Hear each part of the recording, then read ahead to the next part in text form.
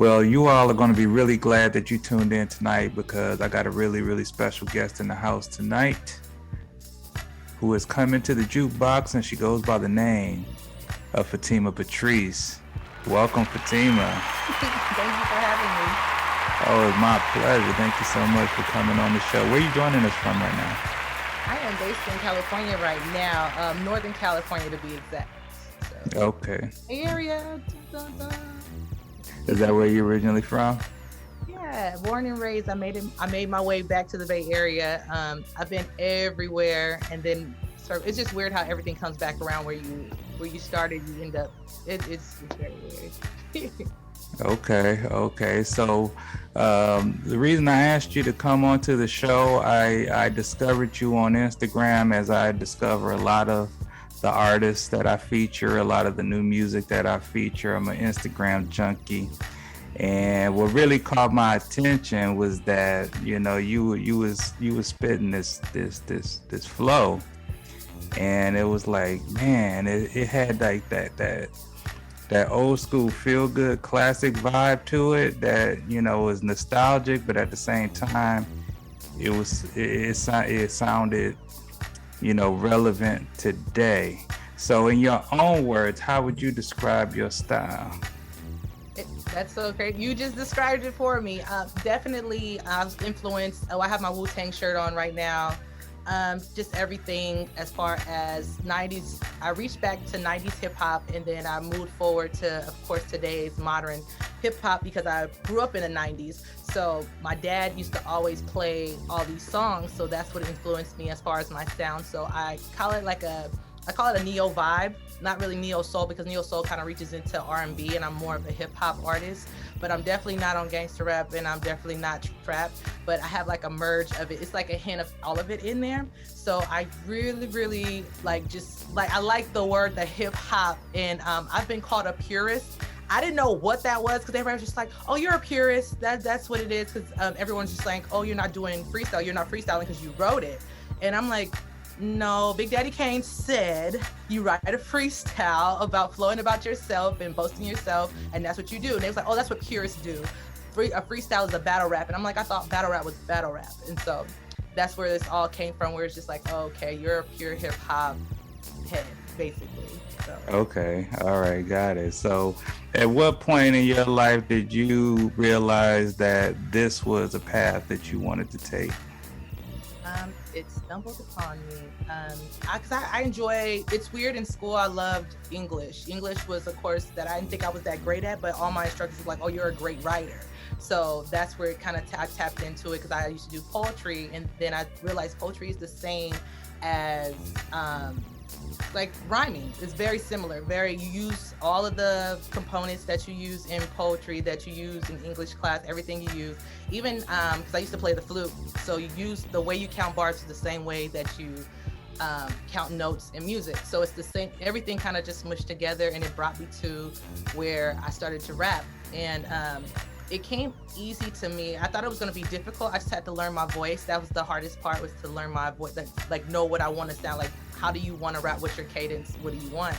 But other than that, the writing process was pretty easy because I just enjoy writing and reading and all that good stuff. So you write a lot about your own personal experiences? I do. And okay. I think that is actually, I feel like, a great for any artist to write your personal experience, because we're more alike than we are different. Than if you think about it a lot, because when people hear your story, they're like, oh my gosh, that happened to me too. And so. Okay. So, that's leading up to a question. So, love hurts, there's an inference there, and especially with the imagery that you put behind it. So I'm not going to ask you what's his name, but what did he do?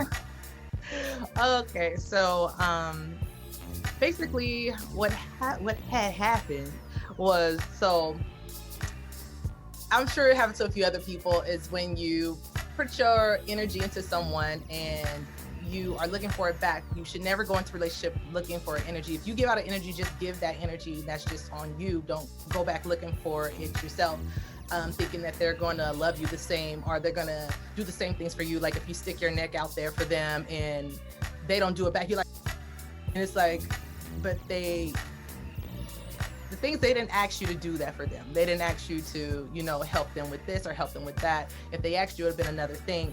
But it's like oh, I'm gonna love you really hard. Here you go. And then it's like, oh no, I can't give that back to you. And it's just like, oh, you can't. Oh, you're gonna do it. It's like, no, I'm not. And so that's pretty much. I'm trying to keep it, short and sweet because it's a long story, but that's pretty much the gist of it. Okay, so let me make sure I understood that because that was very, very general. So who was the one that was loving hard, you or him? Me. He was, but he Too couldn't. much. He wasn't loving you hard back. Yeah, too much too soon, I should say. Or what are your plans for this year? I'm currently working on an EP. I'm very excited about it because it's a different side of me versus just being very vague about things, and it's going to be more personal and just I've already been touching on the experiences I've had, but now it's going to dig a little deeper. I'm getting used to expressing myself more, not being so closed off and not wanting to share. Because a lot of times you share and you're just like, oh, I don't think I wanted to share that. Now it's just like, hey, listen, we're human beings and I'm going to share whatever I feel I want to share. So. All right. So what is your take on the music that's out right now that's popular, that is appealing to the masses? I think people are trying to make money. I feel like they're trying to cater to what they think people want to hear versus what they actually like themselves. They see something very popular, like for instance, I like Megan Thee Stallion, but I feel like a lot of people try to do Nicki Minaj. Like, she was reigning for a long time as far as female rappers, and they feel like, okay, what she was doing, that's why she was winning, and it was just like it made money, but I feel like that's the everyone's go-to thing. It's like, I want to get on the Billboard charts, I want to be on the radio, so I'm going to make things that I think the radio wants. I'm going to make things that appeal to the masses. So all right, so what do you feel it makes you different and unique? Why is Fatimah Patrice not just another rapper?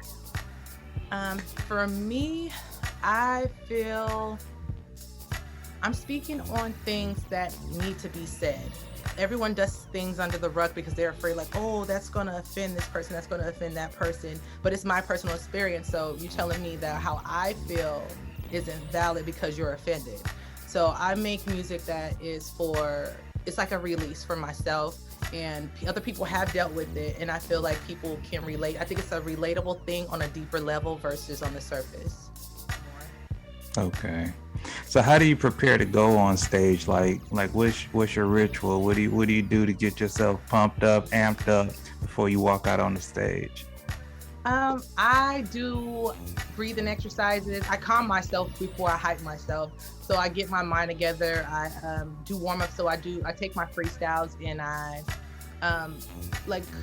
take about 5 or 6 freestyles that I memorized, and I rap those to kind of loosen up the vocals and everything, and then breathing exercises. Then I do tongue twisters, like Rubber Baby Buggy Bumpers, and what's the other one?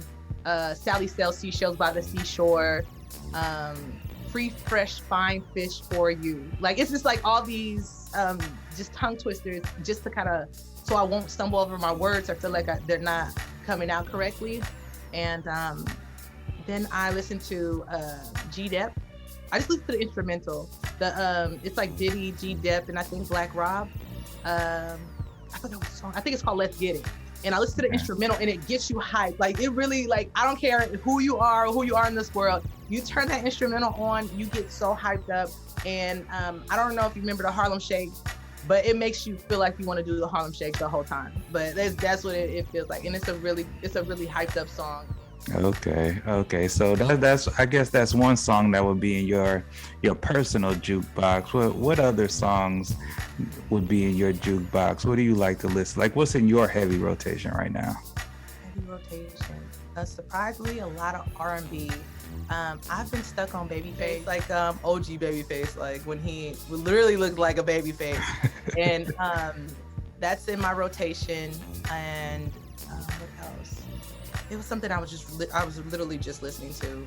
Casey and JoJo, Jodeci, a lot of R&B, Etta James, Al Green, Marvin Gaye. I listen to a lot of R&B, like old school R&B or throwback R&B.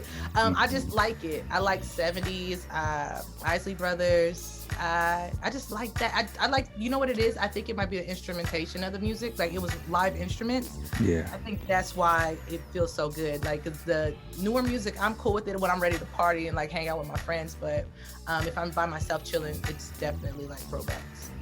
Okay. So speaking of verses, Red and Meth, you got the Wu-Tang shirt on. So who would you I go for on missed that it. one? I missed it. I was so sad too because I was working on the promo for Electropose. I was working on the promo and I was just so engulfed in it that I missed the verses. And everyone's like, "Oh yeah, Meth, he came out, he did that." And I love Method Man. And I was so upset and I missed it. And I've been trying to find the highlights. And every time I find the highlights, people like put all their tags all over it. So I can't really see it or they cut it short. And I was like, but please tell me if you have a moment, please tell me what happened. Because I was really like, oh, I missed it. Yeah, I missed it too actually. But what do you? Let's take it another one. Let's look at what is it? SWV and Escape. Who you got your money on that? Oh, okay. This is very difficult. I'm gonna go with SWV. I'm going to SWV for the win. Okay. For the W, I'm gonna go with them because I love Escape, but it's only like a certain amount of songs where I'm just like, okay, yeah. But SWV, their catalog, even when they worked with Diddy, man, I was like that. And Missy, and when they were, yeah, SWV. Yeah, that seems to be the. I did a little poll on my Instagram, and the majority was rooting for SWV. But let's rewind for a minute, though. Who took the Brandy Monica? Let me see. Hold on. Let me see. Let me get the remove button ready. No, like really, oh man, I was so torn because I grew up listening to both of them. Oh man, that's hard because I used to beg my mom to give me the Moesha braids. So, Brandy. I have to. I gotta go. I love Monica because I still listen to her songs to this day. Her first album, I still play that. I play that, and in her whole catalog, it's just amazing. Brandy, I think, is deeper for me because I used to watch Moesha and was because I was like, oh, she writes too. I'm gonna get a journal. It was just the whole thing. So that for me, that was why Brandy was okay, yeah. And she was Cinderella. I mean, come on, she was Cinderella. That ain't got nothing to do with the music. She was Cinderella, and she was Moesha. Come on. Okay.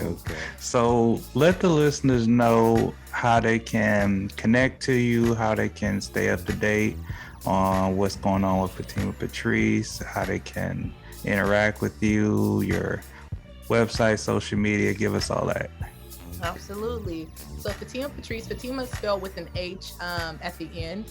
I know a lot of people say they can't find me. They spell Fatimah the regular way without the H at the end of Fatimah. So FatimahPatrice.com.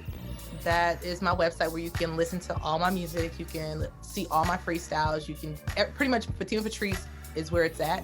And then you can find my socials at the website, which is on Instagram. I believe Facebook. I'm not really on Facebook a lot. So if you want to really reach me, you can find me at Instagram. I'm like you said, an Instagram head. Yeah, that's me. Yep, that's Fatimah. So Instagram for sure. I just got back on Twitter, so when you go on my Twitter, don't be surprised if you see 0 of everything. So I'm not on there.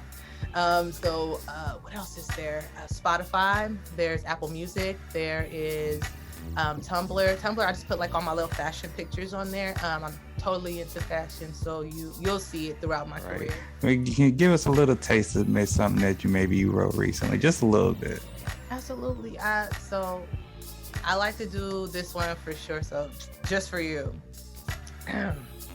Look, I'm the G-O-double-D-E-double-S, yes. An icon with the bangs and I'm best dressed. See, I'm nasty with the flow like it's the time of the month. My life getting bigger than the shots they taking they buns. Pump fake when they blocking shots. Moving like the block is hot. Grammy shoes, Emmy socks. I see y'all when I reach the top. Look, I speak it all in existence. God bless me. See, look, I got my two fishes. They say they bought head that be missing and now they call it because I got them pleasant extensions. I stay rhyming, not dissing, but I'm they was hot and dismissive, but now I'm worthy of mentions. The crown is my mission. I make promise, not wishes. I take cash, swishes, credit cards, and pensions.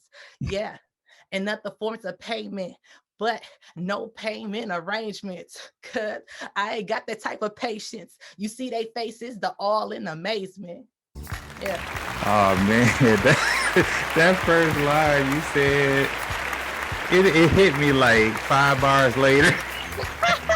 Right, that's what's up. Well, hey, congratulations to you on everything you've achieved so far. Much success going forward, and thank you so much for buying out the time to come through the show and conversating with us, letting us get to know you a little bit. So, everybody, definitely for sure check out Fatimah Patrice. You got the website. Scroll down on the page, you will see all of her links. Yeah. And we'll look forward to having you on the show again real soon. Absolutely. This was great. Thank you for having me.